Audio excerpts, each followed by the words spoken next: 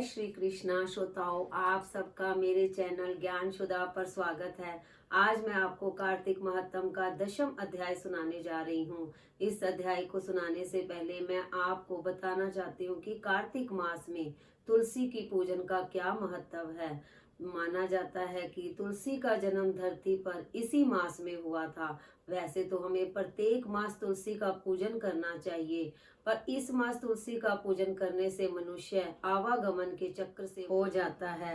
मेरे ठाकुर जी को तो बिना तुलसी दल के 56 भोग भी स्वीकार नहीं है। बिन तुलसी मोहे कछु नहीं भावे। कार्तिक मास में तुलसी पूजन करने से हम विष्णु भगवान को भी पा लेते हैं। अथ 10वां अध्याय। राजा पृथु पूछने लगे कि हे मुने, आपने कार्तिक मास में विष्णु की पूजा का महत्तम कहा। इस मास में किसी और भी देवता का पूजन या व्रत होता हो तो वह भी कहिए। नारद जी कहने लगे कि आश्विन शुक्ला पूर्णमासी को ब्रह्मा जी का व्रत होता है, कार्तिक कृष्णा चतुर्थी को गणेश जी का तथा अष्टमी व अमावस को श्री लक्ष्मी जी का व्रत होता है।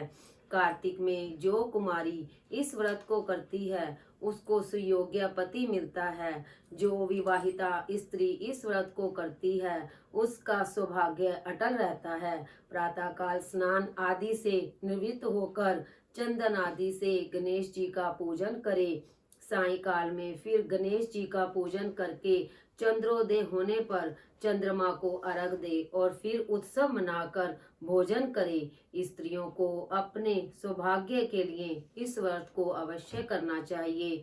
नारद जी कहने लगे, हे राजा पृथु, इस व्रत का एक सुंदर इतिहास मैं तुमसे और कहता हूँ, सुनो। भद्रावती नाम की एक पुरी में सुधर्मा नाम का एक राजा था। उसके रविदत्त, सुशर्मा, जय शर्मा और सुशोभन नाम वाले 4 पुत्र और वीरमती नाम वाली कन्या थी।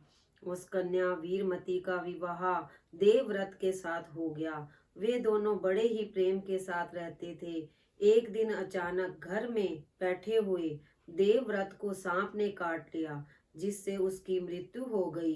वीरमती बहुत जोर से रोने और चिल्लाने लगी। उसके चारों भाई तथा माता पिता भी वहां पर आ गए और सारी पुरी दुख रूपी समुद्र में डूब गई। उसी समय दुखों को दूर करने वाले पुलस्त्य ऋषि भी वहां पर आ पहुंचे। राजा ने हाथ जोड़कर कहा कि हे महाराज, कौन से पाप कर्म से मेरी यह कन्या विधवा हुई है। तब पुलस्त्य जी ने कहा कि राजन, कार्तिक मास में तुम्हारी कन्या ने गणेश जी का व्रत नहीं किया था, इसी पाप से यह विधवा हुई है। फिर पुलस्त्य जी ने कहने लगे कि एक समय ब्रह्मा, विष्णु, महेश, इंद्र आदि सब देवता दैत्यों के नाश को उपाय सोचने के लिए एकत्रित हुए। उस समय ब्रह्मा जी ने कहा कि गणेश चतुर्थी का व्रत सब दैत्यों का विनाश करने वाला है। तब समस्त देवताओं ने कार्तिक कृष्ण चतुर्थी का व्रत किया और दैत्यों पर विजय पाई। विजय प्राप्त होने के बाद सब देवताओं ने गणेश जी से कहा कि आप वर मांगो। तब गणेश जी ने कहा कि जो स्त्री कार्तिक कृष्णा चतुर्थी को व्रत करे उसका पति चिरंजीव हो, जो ना करे वह स्त्री विधवा हो जाए। अतः इस व्रत को अवश्य ही सभी स्त्रियों को करना चाहिए। पुलस्त्य जी कहने लगे कि हे राजन, तुम्हारी कन्या ने इस व्रत को नहीं किया था, इसी कारण वह विधवा हुई है। यदि अब भी वह इस व्रत को करे तो उसका मृतक पति जीवित हो जाएगा। यह कहकर ऋषि तो चले गए और राजा ने अपने जमाई के मृतक शरीर को तेल में डलवा दिया। जब कार्तिक मास आया तो उसकी कन्या ने विधिवत व्रत करके उद्यापन कर ब्राह्मणों को बहुत सा धन दिया, जिसके प्रभाव से उसका मृतक पति फिर जीवित हो गया। अतः सौभाग्यवती स्त्रियों को अपने सुहाग की रक्षा तथा संतान प्राप्ति के लिए यह व्रत अवश्य करना चाहिए। इति 10वां अध्याय। बोलो विष्णु भगवान की जय, बोलो तुलसी मैया की जय, बोलो कार्तिक महात्म की जय। अगर आपको मेरी ये वीडियो पसंद आई हो तो इसे लाइक करना और मेरे चैनल को सब्सक्राइब करना ना भूलें।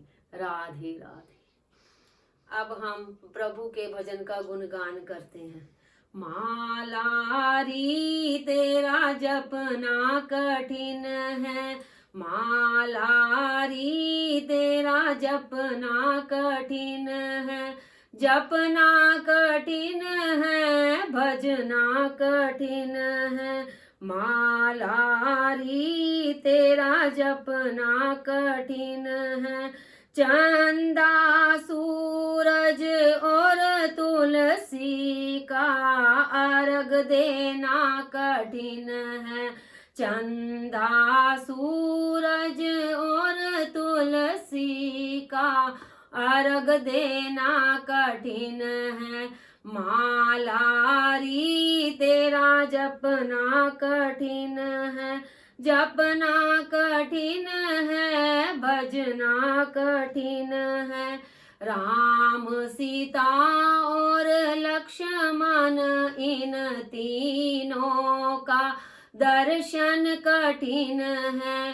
मालारी तेरा जपना कठिन है, जपना कठिन है भजना कठिन है। गंगा यमुना और त्रिवेणी इन तीनों का स्नान कठिन है। गंगा यमुना और त्रिवेणी इन तीनों का स्नान कठिन है। मालारी तेरा जपना कठिन है, जपना कठिन है भजना कठिन है। मात पिता और गुरु अपने की इन तीनों की सेवा कठिन है। मात पिता और गुरु इन तीनों की सेवा कठिन है। मालारी तेरा जपना कठिन है, जपना कठिन है भजना कठिन है। बोल बांके बिहारी लाल की जय, बोलो तुलसी मैया की जय, कार्तिक महात्म की जय। अगर आपको ये मेरी वीडियो पसंद आई हो तो इसे लाइक करना और चैनल को सब्सक्राइब करना ना भूलें। जय जय श्री राधे।